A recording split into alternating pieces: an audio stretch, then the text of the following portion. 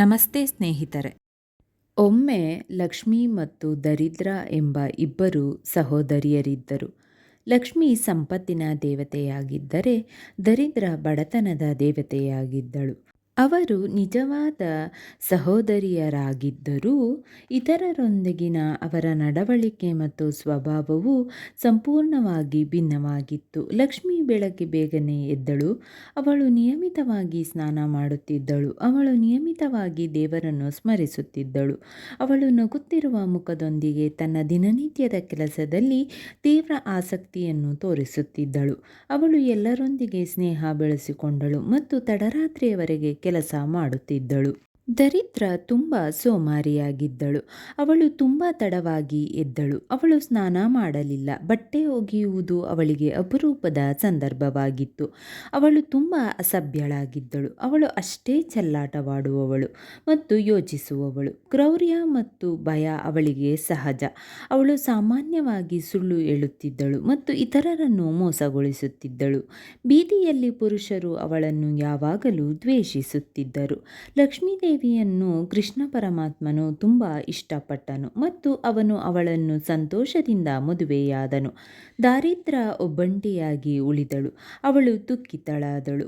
ಒಂದು ದಿನ ಲಕ್ಷ್ಮಿ ಶ್ರೀಕೃಷ್ಣನಿಗೆ, ನನ್ನ ಪ್ರೀತಿಯ ಪತಿ, ದಾರಿದ್ರ ನನ್ನ ನಿಜವಾದ ಸಹೋದರಿ.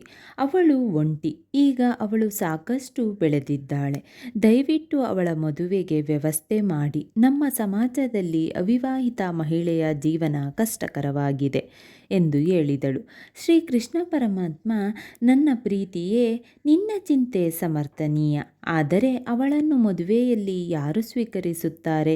ಅವಳ ಜೀವನ ವಿಧಾನವನ್ನು ಎಲ್ಲರೂ ದ್ವೇಷಿಸುತ್ತಾರೆ. ಅವಳು ಕಳಪೆ ಬಟ್ಟೆಗಳನ್ನು ಧರಿಸುತ್ತಾಳೆ ಮತ್ತು ತನ್ನ ಸಮಯವನ್ನು ವ್ಯರ್ಥ ಮಾಡುತ್ತಾಳೆ. ಒಬ್ಬ ಸಾಮಾನ್ಯ ಪುರುಷ ಕೂಡ ಅವಳ ಕೈ ಹಿಡಿಯುವುದಿಲ್ಲ ಎಂದು ಹೇಳಿದನು. ಲಕ್ಷ್ಮಿ ಹೇಳಿದಳು, ಅವಳ ಮದುವೆಯನ್ನು ಖುಷಿಯೊಂದಿಗೆ ಮಾಡು. ಅವನು ಹೆಚ್ಚಿನ ಸಮಯ ಧಾರ್ಮಿಕ ವಿಧಿವಿಧಾನಗಳಲ್ಲಿ ನಿರತನಾಗಿರುತ್ತಾನೆ. ಆದ್ದರಿಂದ ಅವನು ಅವಳಿಂದ ಹೆಚ್ಚಿನದನ್ನು ನಿರೀಕ್ಷಿಸುವುದಿಲ್ಲ. ಶ್ರೀಕೃಷ್ಣನು ಒಪ್ಪಿಕೊಂಡನು. ದಾರಿದ್ರನಿಗೆ ಸೂಕ್ತವಾದ ಜೋಡಿಯನ್ನು ಹುಡುಕಿದನು. ಋಷಿಯೊಬ್ಬರು ಅವಳನ್ನು ಮದುವೆಯಾಗಲು ಒಪ್ಪಿಕೊಂಡರು. ಋಷಿಯ ಹೆಚ್ಚಿನ ಶಿಷ್ಯರು ದೂರವಾಗಿದ್ದರು. ಯಜ್ಞವನ್ನು ಮಾಡಲು ಅವನಿಗೆ ಯಾರೊಬ್ಬರ ಸಹಾಯ ಬೇಕಿತ್ತು. ಒಬ್ಬ ಋಷಿ ತನ್ನ ಸಹೋದರಿಯ ಕೈಯನ್ನು ಸ್ವೀಕರಿಸಿದ್ದಕ್ಕೆ ಲಕ್ಷ್ಮೀದೇವಿ ಸಂತೋಷಪಟ್ಟಳು. ಅವಳ ಮದುವೆಯನ್ನು ಮಾಡಿದ ನಂತರ ಅವರು ತಮ್ಮ ರಾಜ್ಯಕ್ಕೆ ಮರಳಿದರು. ದರಿದ್ರ ಋಷಿಯ ಜೀವನ ವಿಧಾನವನ್ನು ಸ್ವೀಕರಿಸಲು ಸಾಧ್ಯವಾಗಲಿಲ್ಲ. ಅವಳು ತಡವಾಗಿ ಎದ್ದೇಳುತ್ತಿದ್ದಳು. ಅವಳು ಸ್ನಾನ ಮಾಡುತ್ತಿರಲಿಲ್ಲ. ಆಶ್ರಮದ ಶುಚಿತ್ವದ ಬಗ್ಗೆ ಅವಳು ಕಾಳಜಿ ವಹಿಸುತ್ತಿರಲಿಲ್ಲ. ಋಷಿಯು ಅವಳ ಸೋಮಾರಿತನದಿಂದ ಬೇಸತ್ತಿದನು. ಅವನು ಅವಳನ್ನು ತ್ಯಜಿಸಿದನು. ದರಿದ್ರಳು ತುಂಬ ನಿರಾಶೆಗೊಂಡಳು. ಅವಳು ಮತ್ತೆ ಲಕ್ಷ್ಮಿಯ ಬಳಿಗೆ ಹೋದಳು. ಅವಳು ತುಂಬ ಕಳಪೆಯಾಗಿ ಮತ್ತು ಅಸ್ತವ್ಯಸ್ತವಾಗಿ ಕಾಣುತ್ತಿದ್ದಳು. ಲಕ್ಷ್ಮಿ ಅವಳ ಬಗ್ಗೆ ಕರುಣೆ ತೋರಿದಳು. ಅವಳು ಕೃಷ್ಣನಿಗೆ ಹೇಳಿದಳು, ದಯವಿಟ್ಟು ಅವಳಿಗೆ ಸೂಕ್ತವಾದ ವಾಸಸ್ಥಾನವನ್ನು ವ್ಯವಸ್ಥೆ ಮಾಡಿ. ಸೂಕ್ತವಾದ ವಾಸಸ್ಥಾನವಿಲ್ಲದೆ ಮಹಿಳೆಯ ಜೀವನ ಕಷ್ಟಕರ.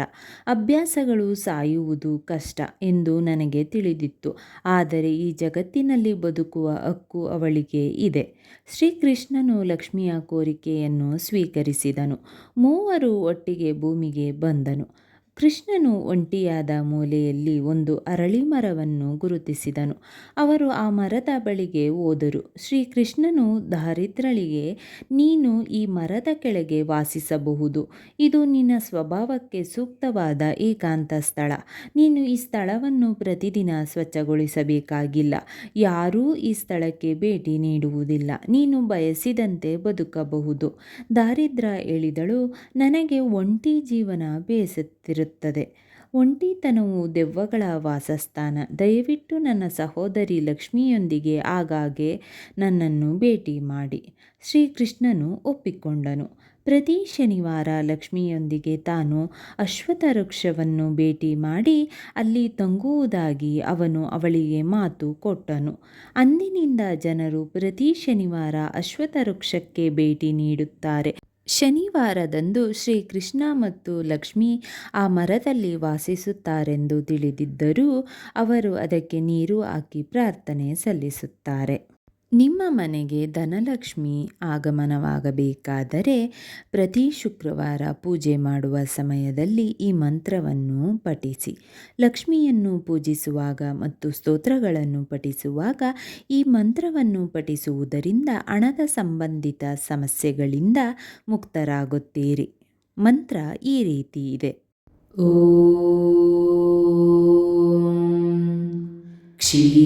क्षीरपुत्राय विद्महे धनाध्यक्षाय धीमहि तन्नो लक्ष्मी प्रचोदयात्।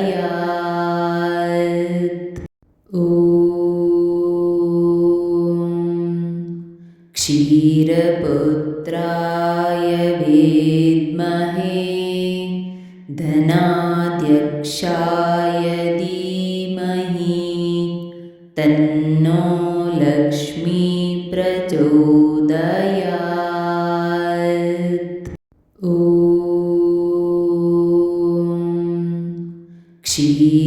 क्षीरपुत्राय विद्महे धनाध्यक्षाय धीमहि तन्नो लक्ष्मी प्रचोदयात्।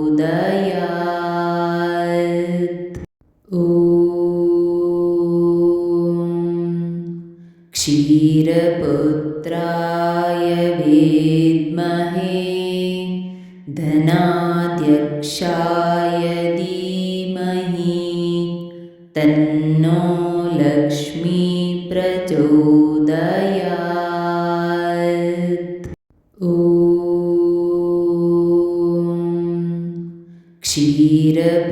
क्षीरपुत्राय विद्महे धनाध्यक्षाय धीमहि तन्नो लक्ष्मी प्रचोदयात्।